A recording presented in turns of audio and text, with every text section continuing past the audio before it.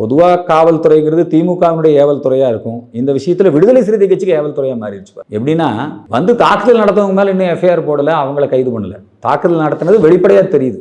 ஆனால் தாக்குதலில் பாதிக்கப்பட்டு தற்காப்புக்காக செயல்பட்ட ஏர்போர்ட் மூர்த்தி அவர்கள் மீது உடனே கைது, அவரை உடனே ரிமாண்ட் பண்ணுறது ரொம்ப மோசமான ஒரு ஆட்சி, அராஜகத்தின் உச்சம்.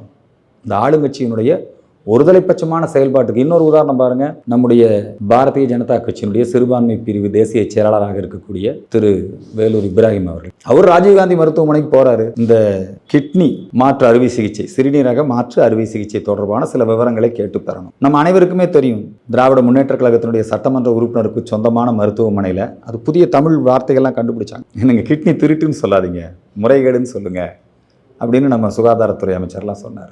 அது சம்பந்தமான சில விவரங்களை தெரிந்து கொள்வதற்காக ராஜீவ்காந்தி மருத்துவமனைக்கு போறாரு. அவர் உள்ளேயே அனுமதிக்காம, அவர் கேட்ட கேள்விகளுக்கு பதில் சொல்லாம, அதுக்கப்புறம் என்ன பண்ணுது, அவங்களை வச்சே புகார் எழுதி வாங்கி ராஜீவ்காந்தி மருத்துவமனையில் மருத்துவ ஊழியர்களை பணி செய்ய விடாமல் தடுத்தார் அப்படின்னு பிடிச்சி அவரையும் அரெஸ்ட் பண்ணி சிறைப்படுத்துறாங்க.